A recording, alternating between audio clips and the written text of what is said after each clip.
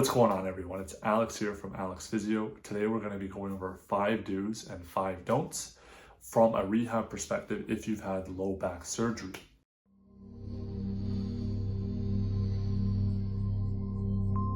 Welcome. For those of you who are new to my channel, my name is Alexander Kravich, physiotherapist in Vancouver, British Columbia, and today we're going to be going over 5 do's and 5 don'ts if you've had a low back surgery from a rehab perspective.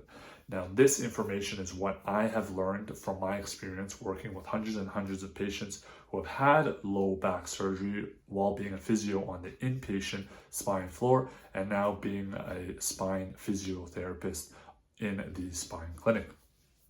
So for some, this may be review. For some, this may be hearing it for the first time, depending on where you are in the world. So hopefully you can get some value from this video. Do 1 is do a log roll when you're getting in and out of the bed. So what this entails is you're going to put a pillow between your knees, and if you're a side sleeper, the pillow is already between your knees, but if you're not, you want to try to put the pillow between your knees, and then you're basically starting on your back and you're rolling onto your side with your knees and hips bent to 90 degrees, hips bent to about 60 degrees, and then from here you're pushing off with your arm and pushing with the elbow into the bed, and as you do that, you're trying to get up into sitting.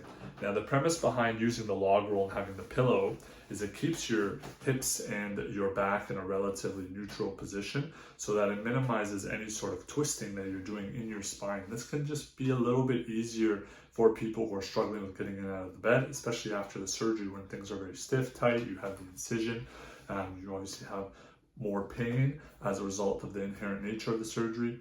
And then same thing coming back. So when you're coming back in the bed, same thing, pillow between your legs. Again, you can double up the pillow just depending on how thin or thick your pillow is. And the orders are reversed now. So you're rolling onto your shoulder, hand and forearm on the bed to help guide, lift your legs up, start in that side lying position.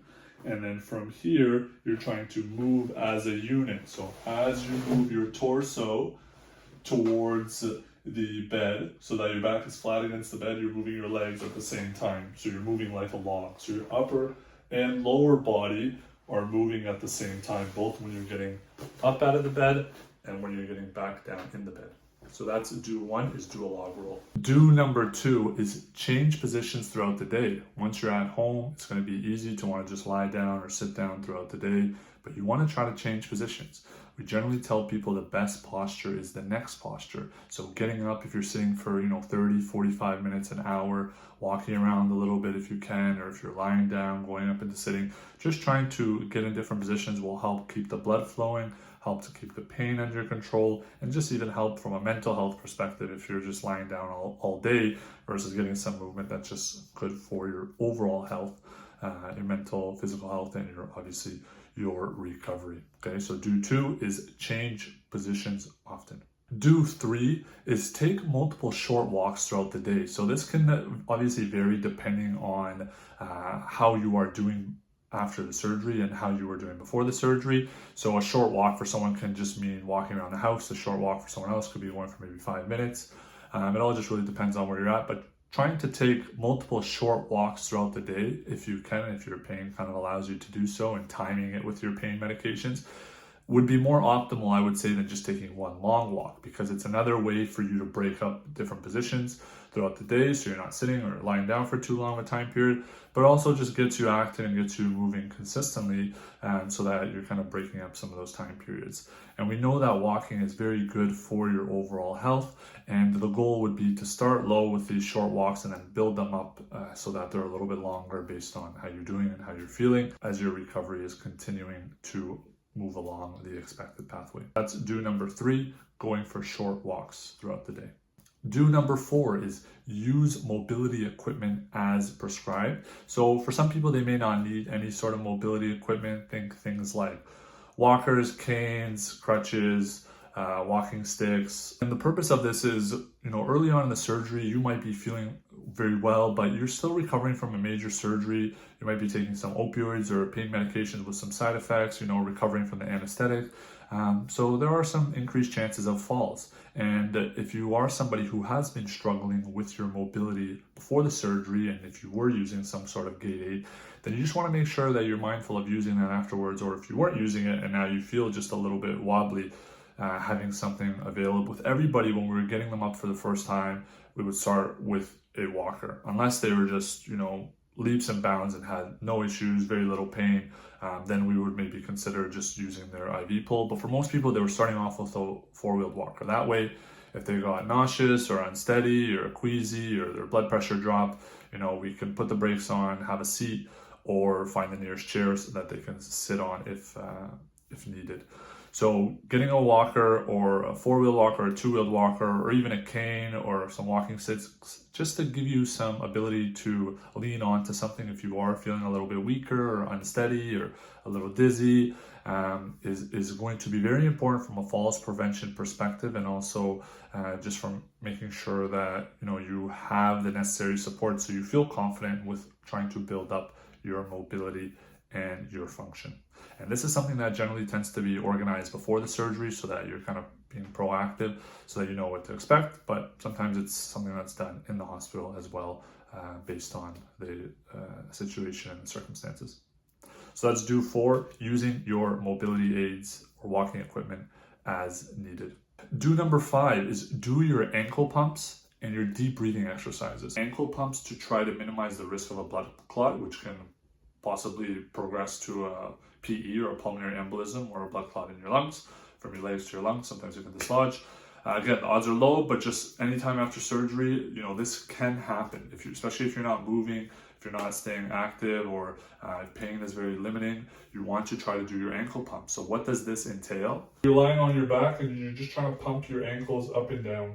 Your calf muscle is like a second heart. So by pumping your ankles up and down, you're helping to redistribute that blood that has traveled down into your legs and has pooled into your legs to go back up to your heart, so it's not stagnating kind of in the bottom of your feet and in your legs. So ankle pumps, 20 to 25 repetitions. Try to do them if you can every hour. Okay, just really trying to get that blood flowing, especially if you're lying down in bed for long periods of time. In addition, deep breathing and coughing exercises are very important for your cardiorespiratory health and trying to minimize the risk of pneumonia. Anytime after surgery, because of the anesthetic, because you're lying down, you're not opening your lungs as much as you would normally because you're not using them as much, you're not walking as much, you're not exercising, you're lying down in bed, the airways tend to close down or have a tendency to. So working on deep breathing and coughing, what does that entail? So I generally tell people 4-second in, 2-second pause, and 8-second exhale. So you're going in through the nose for 4 seconds, pause at the top of the breath for 2 seconds, and then a long 8-second exhale. So you're doing that for 2 breaths. And then on the 3rd breath, when you take a breath in, you're trying to cough. Okay, so it's looking like this.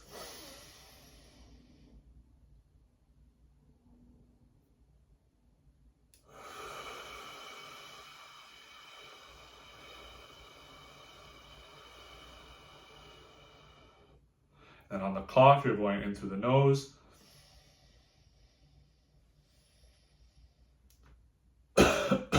Okay, and that cough is going to also help to keep those airways open. Okay, so that's do 5, is do your deep breathing and coughing exercises and also your ankle pumps. Let's go over the 5 don'ts. So don't number 1 is don't push, pull, or lift anything more than 10 pounds. So early on, your surgery, your incision is fresh, you just had the surgery, it might be okay, or you might be feeling well enough that you can start lifting, but your tissues still need some time to heal, and you don't want to try to do anything that can affect the integrity of that incision and put it at risk for other sorts of complications, such as an infection or the incision tears, and one of those ways that you can do that is by lifting or pushing or pulling, because you're putting pressure kind of around your back and around that incision area, and affecting the quality or the success of the surgery. So again, this is surgeon to surgeon specific. Most will kind of be more conservative and just trying not to do it even if it feels okay to do it. But in that early time period, at least until your next appointment, and you can ask them afterwards, just trying to avoid any sort of heavy lifting, and generally as a rule of thumb, no more than 10 pounds.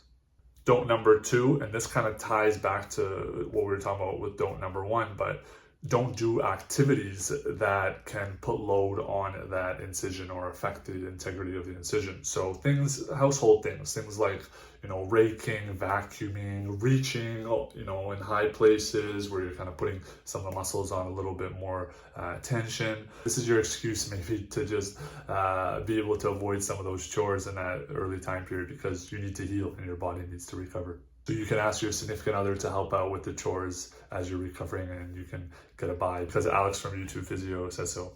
Don't number 3 is don't drive unless medically cleared. So if you're taking the pain medications, that can affect your decision-making skills, your ability to react, in the moment. And in BC, it's illegal to drive if you're taking any sort of narcotics or opioids. So things like hydromorphone, morphine, codeine, oxycodone.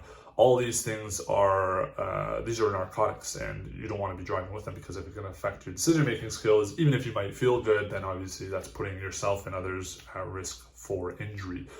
The other thing is, sometimes being in those positions can be uncomfortable sitting, and if there's roads that are more bumpier, that can kind of irritate the back or affect the incision. The twisting, when you have to check your blind spot, being able to move your foot quickly from brake to gas, having those reaction times and the ability to move your feet from the brake to the gas position can be painful and bothersome to some people. So you want to allow time for the tissue to heal, and driving is generally something that tends to be avoided at least early on until you get that medical clearance. Don't number 4 is don't return too early to the gym, to sports, or to high level activities. Again, same premise as before. We just want to give time for the tissues to heal, and although there may be eagerness and willingness to, especially if you're feeling good, to want to get back into those things, especially if you're younger, no health history beforehand, and you're feeling good.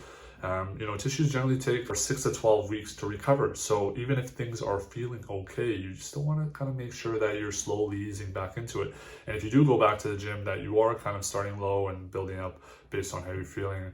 And of course, chatting with your surgeon about what can you do and what can't you do, just to make sure that you're progressing along appropriately. Don't 5 is don't ignore red flags. So red flags, primarily things that we're looking for are signs of an infection. So fever, is there any pus coming out of the incision? Do you have severe pain that's not really being managed by any of the pain medications that you're taking? Do you have any chills? Do you have any nausea, vomiting? You haven't been able to poo in over 48 hours. These are things that tend to warrant a follow-up, just to make sure that there's nothing going on systemically. So again, we talked about a couple earlier, blood clots, chest infections or pneumonias, and then just issues with the site. Is there an infection in that area? So there you have it. We went over 5 do's and 5 don'ts after low back surgery from a rehab perspective primarily. Let me know what you thought about the video down below. Are you pending for a spine surgery? Did you just have spine surgery? Were some of these things communicated with you? Were you aware of someone? Were you not? Let me know down in the comments below. And how has your surgery been? How's your back pain? How's your leg pain? Did you get any improvements after the surgery? I'd love to hear your story. As you can tell, if you've seen any of my previous videos, I try to respond to 99.9% of comments, and I love hearing everyone's stories and kind of seeing what they're doing, and I'm very grateful that you feel comfortable to share your stories as well. So please feel free to comment down below how your journey has been. I'd love to hear more about it and get to know you a little bit through the channel. I also have some videos just on low back surgery in general. I have some videos where I go over some exercises and things just to be mindful of that you can check out. Until then, we'll see you in the next video. Thanks for watching.